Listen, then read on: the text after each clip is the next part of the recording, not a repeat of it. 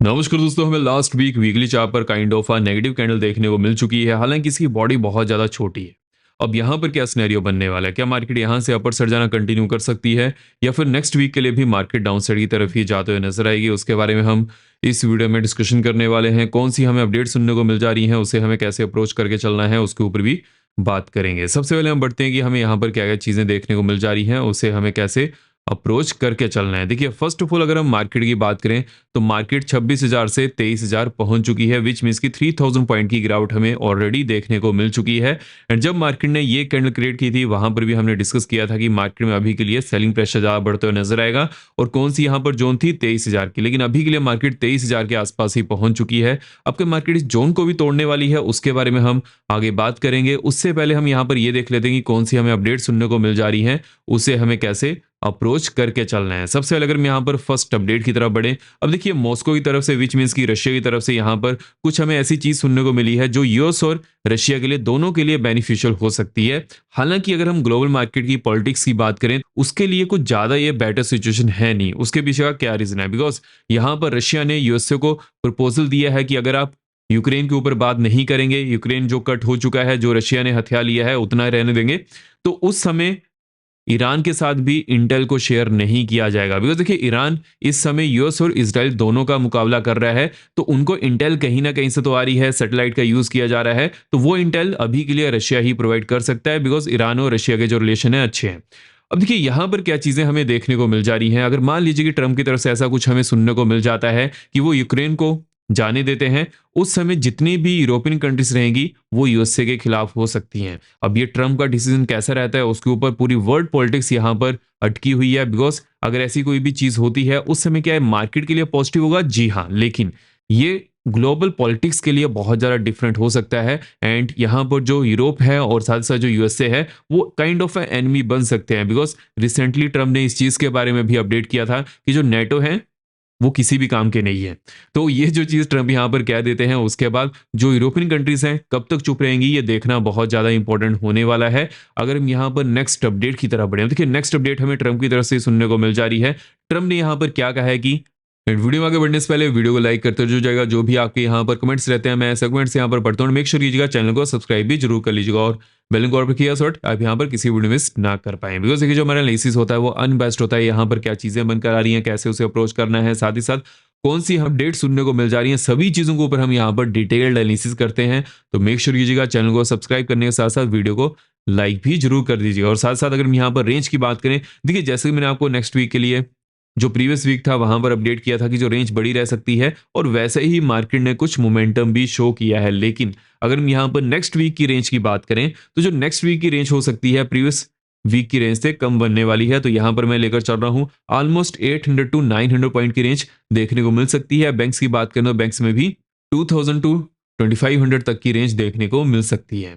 हालांकि अगर हम बैंक्स की बात करें, स्पेसिफिकली बैंक्स की बात करें, तो बैंक्स में as compare to overall market हमें कम भी रेंज देखने को मिल सकती है। तो यहां पर मैं ज्यादा फोकस करूंगा कि कम से कम अगर रेंज बैंक्स में बनती है, तो मेरा जो मेजर फोकस यहां पर होने वाला है ओवरऑल इंडाइसिस पर रहेगा एज कम्पेयर टू बैंक्स। इसके बारे में हम आगे बात करने वाले हैं। उससे पहले हम यहां पर इंपॉर्टेंट अपडेट्स को कंप्लीट कर लेते हैं। ट्रम्प ने यहां पर क्या कहा है कि ईरान के मिलिट्री एफर्ट को वो वाइंडिंग डाउन करने वाले हैं, विच मीन्स की यहां पर खत्म करने वाले हैं। क्या वो ऐसा कर पाएंगे? देखिए, इसकी पॉसिबिलिटी तो हालांकि हो सकती है, लेकिन वो बहुत ज्यादा लंबा सिनेरियो बन जाएगा। जैसे कि आपने अफगानिस्तान में भी देखा है, इराक में भी देखा है, वहां पर यूएस से गए थे लेकिन अच्छी तरह से सभी चीजों को मैनेज नहीं कर पाए।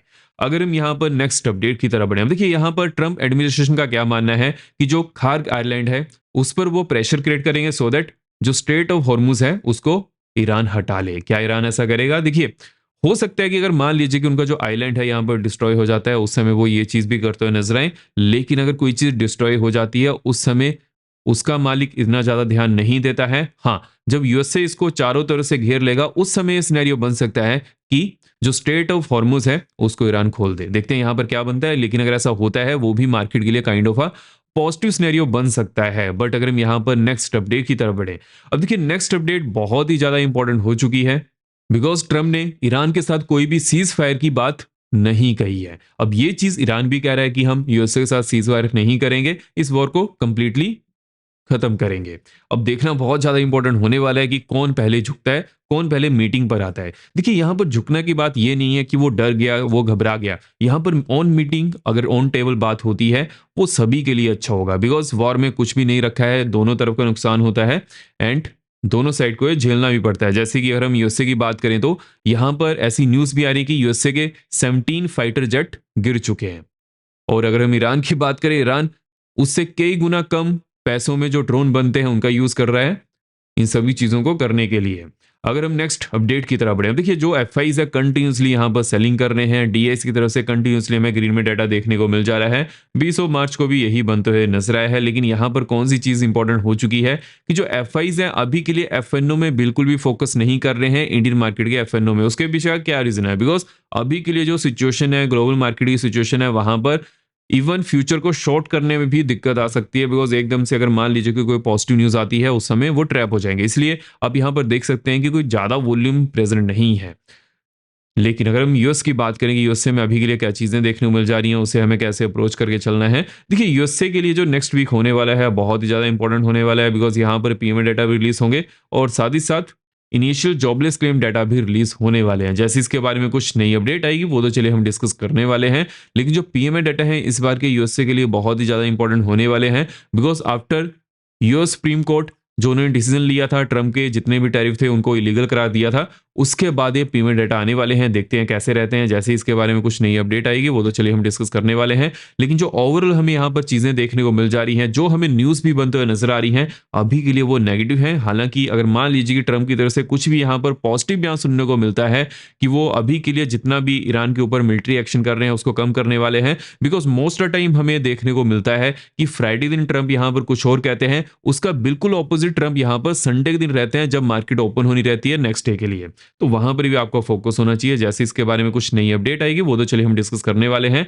अगर हम यहाँ पर क्रिप्टो की बात करेंगे, क्रिप्टो में अभी के लिए क्या सिनेरियो बन सकता है, उसे हमें कैसे अप्रोच करके चलना है।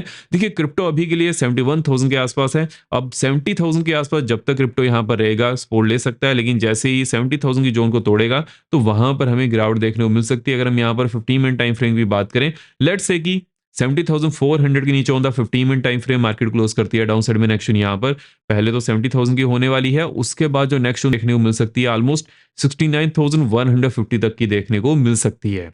अपर एंड की बात कर लेते हैं। अपर एंड में अगर 15 मिनट कैंडल 71,000 के ऊपर क्लोज करती है, नेक्स्ट यहाँ पर 71,650 की होने वाली है, उसके बाद नेक्स्ट 72,200 की देखने को मिल सकती है। अगर हम यहाँ पर गोल्ड की बात करें, देखिए उससे पहले कॉइनडिसेस में क्रिप्टो ऑप्शन भी स्टार्ट हो चुके हैं, उसका भी फायदा उठा सकते हैं। अब देखिए क्रिप्टो ऑप्शन में क्या फायदा मिल जाएगा। फर्स्ट ऑफ ऑल वहां पर ब्रोकरेज अभी के लिए नहीं है, तो जब तक ब्रोकरेज नहीं है कोई भी ब्रोकरेज लगने वाली नहीं है। जितने भी ट्रेड करेंगे, ऑर्डर प्लेस करेंगे, वो इजी हो जाएगा। बिकॉज मोस्ट टाइम क्या देखा जाता है कि बहुत सारे प्लेटफॉर्म्स पर ब्रोकरेज बहुत ज्यादा है। अगर हम कॉइन डिसेस की बात करें, इंडिया में इनकी जो ब्रोकरेज है as compare to other platform थोड़ी कम है, जिससे एक ट्रेडर को क्या फायदा पहुंचता है, उसको ब्रोकरेज कम देनी पड़ती है, तो उसका फायदा कर सकते हैं। एंड जैसे ही आप अकाउंट ओपन करिएगा, फर्स्ट ऑफ ऑल आपको फर्स्ट मंथ के लिए 20% ऑफ तो मिलने ही वाला है क्रिप्टो ब्रोकरेज पर, और साथ ही साथ जो ऑप्शंस हैं वहां पर तो अभी के लिए 0 ब्रोकरेज है, तो इसका फायदा जरूर उठा लीजिएगा। जैसे ही अकाउंट ओपन करिएगा उसके बारे में मुझे मैसेज कर दीजिएगा। मैंने ग्रुप में अपनी आईडी दी हुई है, वहां से आप मुझे मैसेज कर सकते हैं जैसे ही अकाउंट ओपनिंग कंप्लीट हो जाएगी।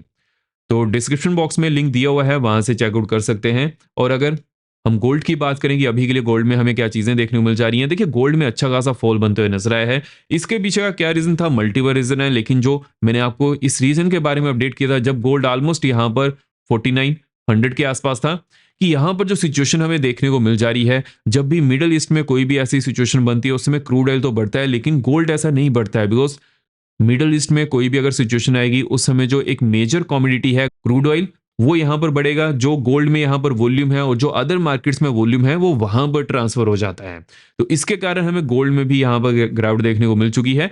हालांकि अगर मान लीजिए कि यहां पर जो ईरान की न्यूज नहीं भी आती, उस समय भी जो टाइम साइकिल है अभी के लिए गोल्ड के लिए थोड़ा नेगेटिव था, और इस चीज के बारे में हम 2 हफ्ते पहले भी डिस्कशन कर रहे थे जब गोल्ड टॉप पर था। तो ऐसी चीजों को लेकर चलना चाहिए। लेकिन अगर हम यहाँ पर ओवरऑल सिनेरियो की तरफ बढ़े, अभी के लिए देखिए जैसे कि मार्केट तो क्लोज है, इसके बारे में हम मंडे के दिन ही बात करेंगे, लेकिन एक चीज के ऊपर फोकस करना है। अगर मान लीजिए कि 4500 के नीचे ही again on the daily time frame market यहाँ पर क्लोज कर जाती है, उसके बाद सेलिंग प्रेशर बढ़ते हुए नजर आएगा। लेकिन अगर मंडे दिन यहाँ पर कुछ भी रिकवरी देखने को मिलती है तो मार्केट सपोर्ट ले सकती है। हालांकि एक चीज के ऊपर फोकस करना है, 4550। अगर 4550 के ऊपर on the 15 minute time frame market close कर जाती है, उसके बाद यहाँ पर रिकवरी अच्छी खासी बनते हुए नजर आएगी। हालांकि इसके ऊपर हम बाद में भी डिस्कशन करेंगे, अभी के लिए तो गोल्ड मार्केट क्लोज है तो वहां पर इतनी ज्यादा क्या ही डिस्कशन करें।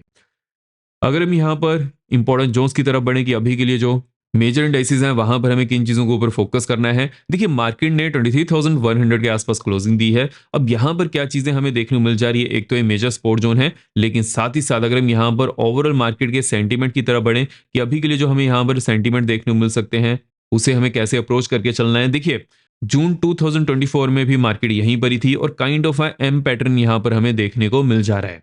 लेकिन ये एम पैटर्न कब कंप्लीट होगा, जब मार्केट 21,700 के नीचे क्लोजिंग देगी। लेकिन क्या इसकी पॉसिबिलिटी है, देखिए अभी के लिए नहीं है, बिकॉज यहां पर मार्केट सपोर्ट ले सकती है। तो यहां पर मैं किस चीज के ऊपर फोकस करने वाला हूं वो मैं आपको यहां पर अपडेट कर देता हूं, 22,850। अगर इसके नीचे on the daily time frame market close कर जाती है, उसके बाद यहां पर सेलिंग प्रेशर बढ़ते हुए नजर आएगा टिल 22,200। हालांकि ये हम लॉन्ग टर्म की बात कर रहे हैं, लेकिन अगर हम यहाँ पर नेक्स्ट वीक की बात करें तो हम डेली टाइम फ्रेम पर शिफ्ट हो जाते हैं। देखिए डेली टाइम फ्रेम में मुझे यहाँ पर किस चीज के ऊपर फोकस करना है, अगर मार्केट 23,000 के नीचे क्लोजिंग कर जाती है on the daily time frame, उसके बाद नेक्स्ट जोन यहाँ पर 22,800 की बनने वाली है। एंड देन यहाँ पर जो नेक्स्ट जोन देखने को मिल सकती है 600 तक की बनते हुए नजर आ रही है।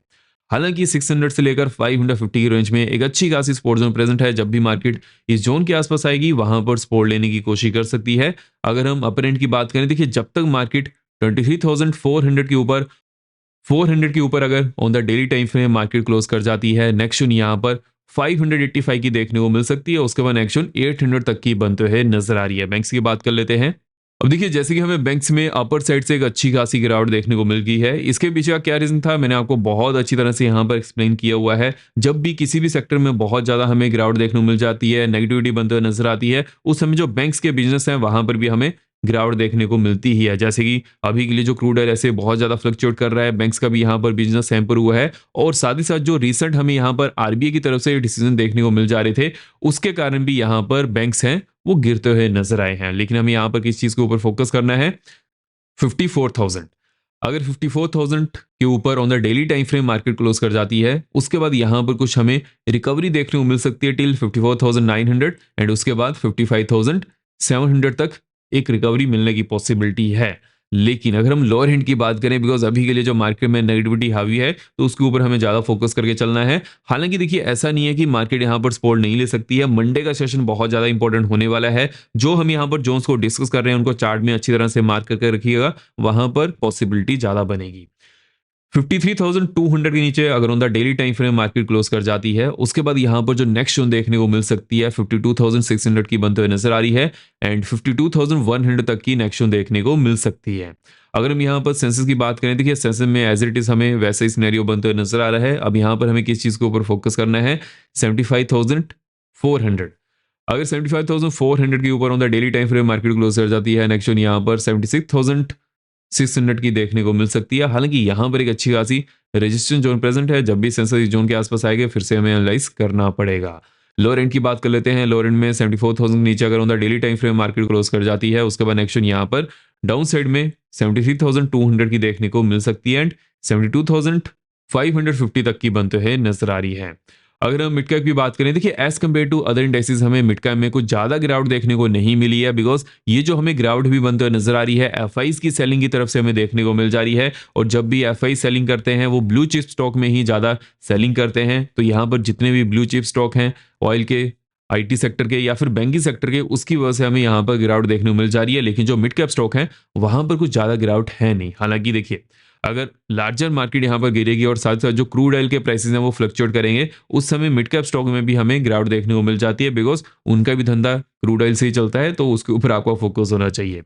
बट यहां पर अगर हम ओवरऑल सिनेरियो की तरफ बढ़े, अगर मान लीजिए कि मिडिल ईस्ट में कुछ ऐसी सिचुएशन नहीं होती, तो उस समय जो मिड कैप है as compare to other indexes ज्यादा स्ट्रॉन्ग बिहेवियर शो करता है, जो कि अभी के लिए भी कर रहा है। अगर हम यहाँ पर अदर मार्केट के सिनेरियो की बात करें, वो एकदम से गिरते हुए नजर आए हैं। अगर हम मिड कैप की बात करें तो वो ज्यादा नहीं गिरे हैं। तो यहाँ पर हमें किन जोन्स के ऊपर फोकस करना है, 12,450 अगर इसके नीचे होता daily time frame market close कर जाती है। नेक्स्ट यहाँ पर 315 की होने वाली है। उसके बाद नेक्स्ट यहाँ पर 100 तक की बनते हुए नजर आ रही है। अपर एंड की बात कर लेते हैं।